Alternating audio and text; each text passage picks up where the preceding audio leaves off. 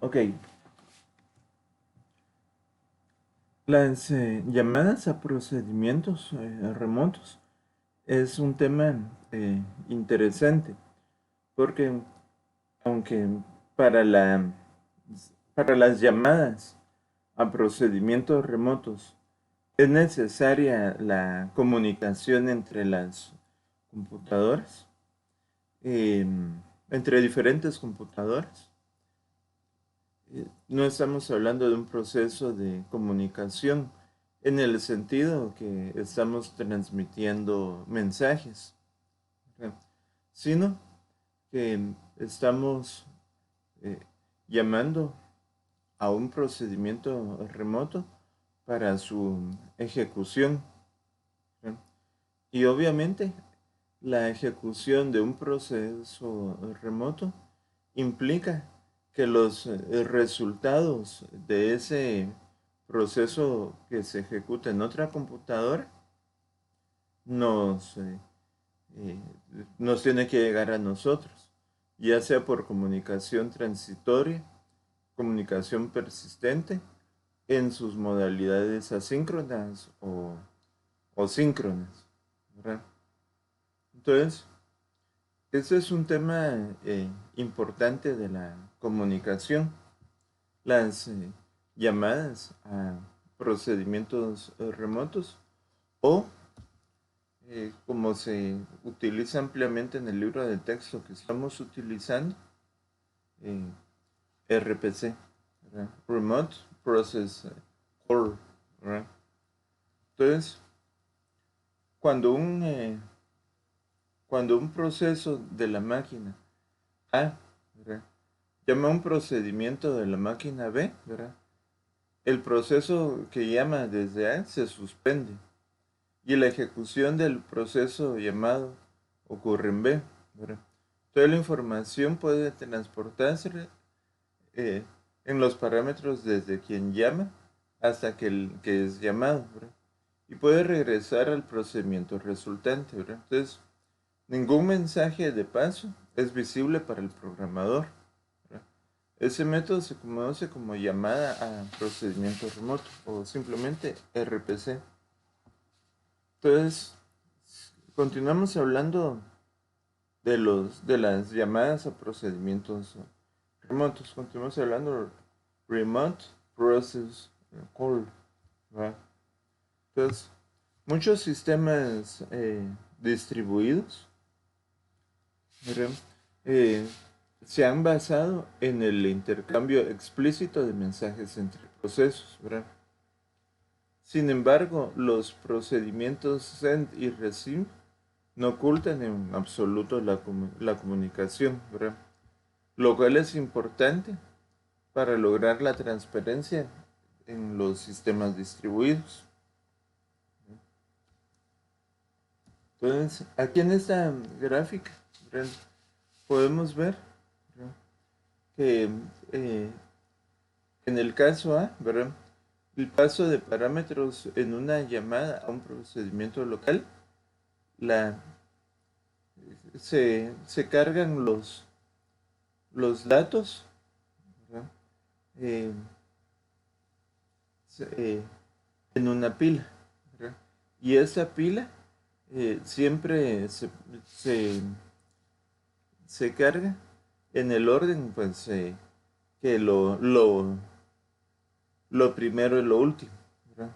O sea, es el, ¿cómo es? Last, la, vamos a ver, perdón, es first input, last output, ¿verdad? Entonces, en esta pila, ¿verdad?, que esta pila se llama variables locales del sistema principal, un, eh, un remote, ¿verdad?, un el procedimiento call, ¿verdad?, lo que va a hacer es que primero envía eh, cuáles son las variables locales, ¿verdad?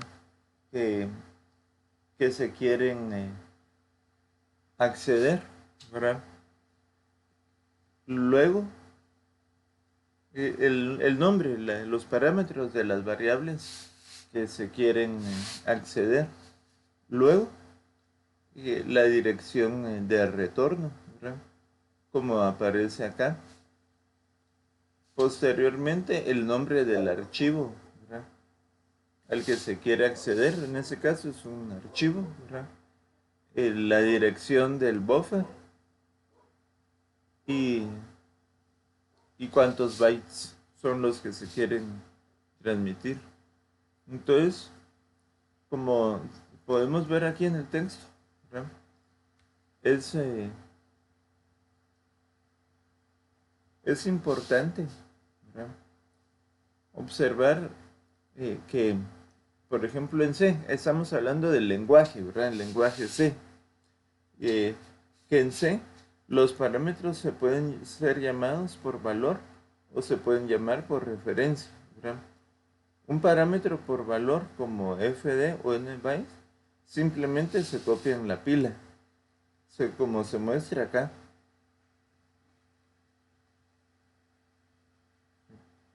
Entonces, para el procedimiento llamado, un parámetro por valor es solo una variable local inicializada, ¿verdad? El procedimiento eh, llamado puede modificarla, pero todos los cambios no afectan el valor original del lado del que llama, ¿verdad?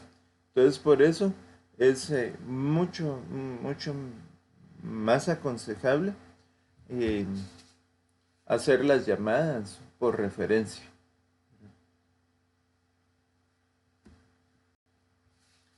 Entonces, el principio de la RPC, ¿verdad? De las llamadas a procesos remotos, ¿verdad?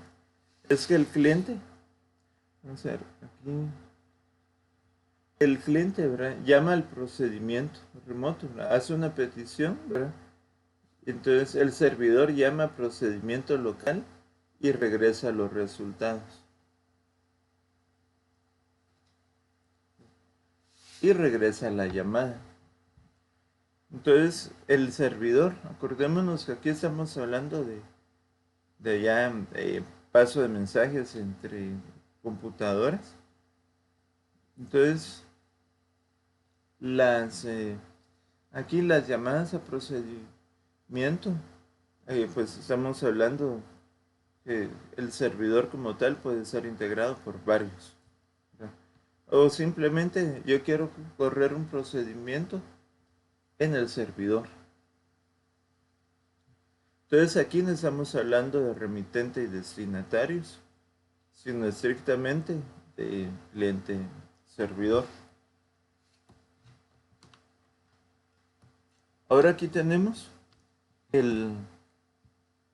algo importante que se llaman los resguardos de cliente-servidor.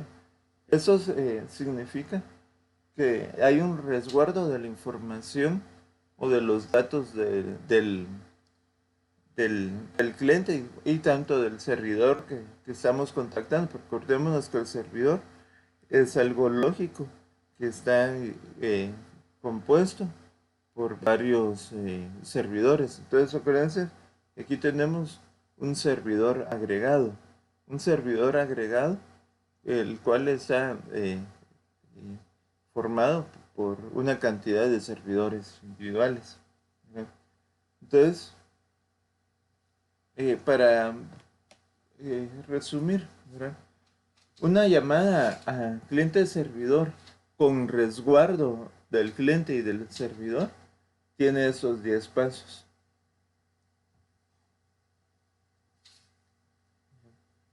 Tiene esos 10 pasos. El procedimiento cliente llama al resguardo del cliente de manera normal, ¿verdad? El resguardo del cliente construye un mensaje y llama al sistema operativo local. El sistema operativo del cliente envía el mensaje al sistema operativo remoto. El sistema operativo remoto da el mensaje al resguardo del servidor, ¿verdad? El resguardo del servidor desempaca los parámetros y llama al servidor. El servidor realiza el trabajo solicitado y devuelve el resultado al resguardo, ¿verdad? El resguardo del servidor empaca el resultado en un mensaje y llama a su sistema operativo local, ¿verdad? Entonces, el sistema operativo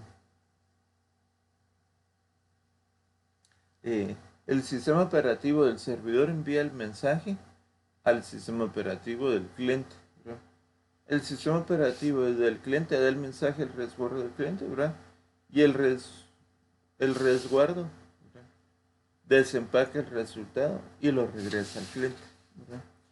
Entonces, eso, como podemos ver, es algo que lo que busca es proteger a la... o sea, es algo que busca proteger a la información contra cualquier interrupción que se pueda dar. Entonces, aquí hay un ejemplo, ¿verdad?, de un paso de... ¿cómo son los pasos involucrados en un cálculo remoto a través de un RPC, ¿verdad? Entonces, aquí tenemos la máquina cliente y la máquina servidor. Entonces, el proceso cliente, ¿verdad? Primero, el cliente llama al procedimiento, ¿verdad? Entonces,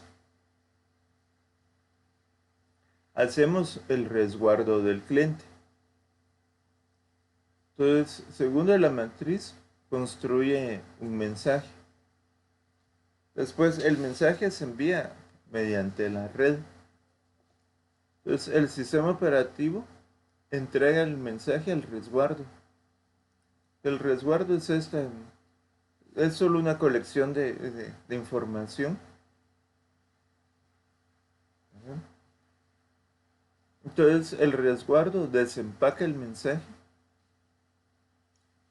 Y por último, el resguardo hace una llamada local a add para que realice la operación aritmética, ¿verdad? Entonces, existe también la comunicación orientada a mensajes, ¿verdad? Pero eso está más relacionado con lo que vimos anteriormente, ¿verdad?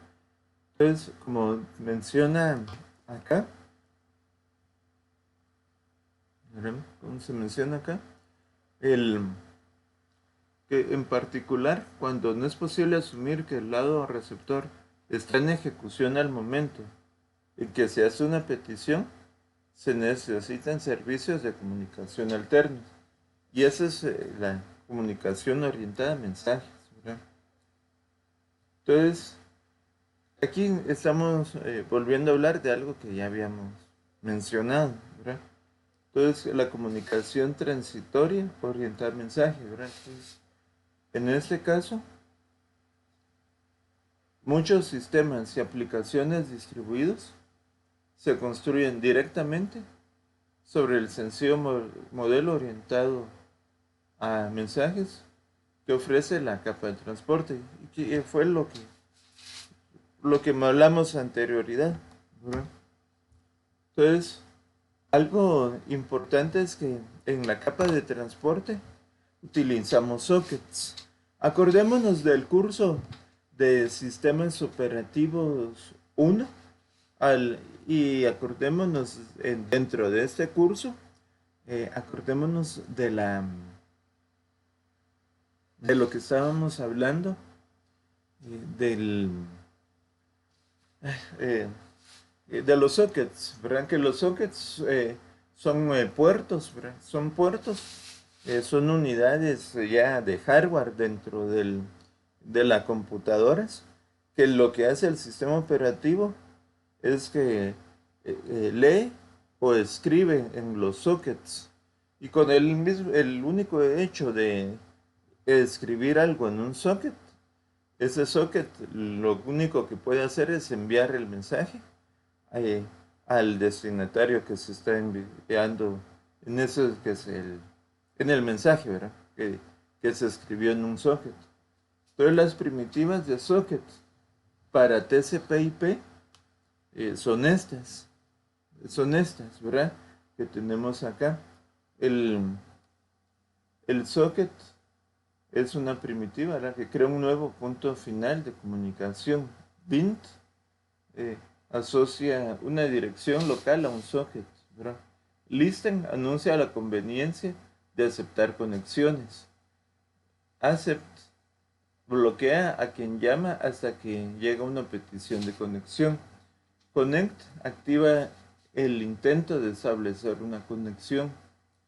Send envía algunos datos a través de la conexión. Receive recibe algunos datos a través de la conexión.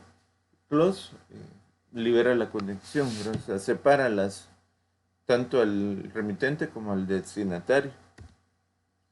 Entonces aquí vemos el patrón de comunicación, ¿verdad? Orientada a conexiones mediante sockets, ¿verdad? Y aquí vemos las directivas. ¿Verdad? Que el socket primero recibe una directiva socket, el servidor, luego una bint, una listen, una accept,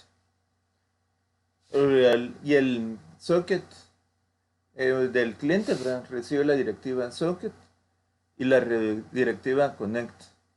Entonces, aquí hay conexión. En ese momento ya hay conexión entre el cliente y el servidor y ocurren ya ocurren los reads and writes, ese ciclo de read and write. Y por último, los dos cierran la comunicación. Entonces, hay otra arquitectura que se puede utilizar para los mensajes, que es la arquitectura por colas de mensajes. Pero entonces aquí los mensajes se envían a través de colas y cada remitente tiene su propia cola, ¿verdad? Entonces, eh, como se menciona acá, ¿verdad? Es importante advertir que la colección de colas se distribuye a través de diversas máquinas. O está distribuida en varias máquinas, ¿verdad? Entonces, en consecuencia, ¿verdad? Para que un sistema de colas de mensajes transfiera mensajes, es necesario que mantenga un mapa de, de todas las colas, de todas las computadoras que están en la red, ¿verdad? En la práctica eso significa que mantener una base de datos de los nombres de las colas para localizarlas. Entonces aquí, como podemos ver, el remitente busca la dirección de la cola de transporte, ¿verdad? Y eso está en una base de datos de direcciones. Entonces ahí aparece la cola cuál es la cola que quiere alimentar, ¿verdad? Con otro mensaje. Entonces, cuando ya accede a la cola del destinatario, ¿verdad? A la cola de datos del destinatario, pues envía el mensaje a través de la red, ¿verdad? Y la red, pues, recibe esta cola que es utilizada por el destinatario, ¿verdad? Entonces, lo que así ocurre en la arquitectura general de un sistema de colas de mensajes, ¿verdad? Entonces, siempre hablando de eso, ¿verdad? Siempre hablando de las colas de mensajes. Entonces, las colas son manejadas por administradores de colas, ¿verdad? Por lo general, un administrador de colas interactúa directamente con la aplicación que está enviando o recibiendo un mensaje, ¿verdad? Sin embargo, también hay administradores especiales de colas que operan como ruteadores o retransmisores, ¿verdad? Entonces, esos retransmiten mensajes entrantes hacia otros administradores de colas. Cuando hablamos ya de los ruteadores, estamos ya diciendo que eso no ocurre en la capa media. Ok. Entonces, ahora vamos a hablar de la comunicación orientada a, a flujos. Eh, pero de esto vamos a hablar en el siguiente video.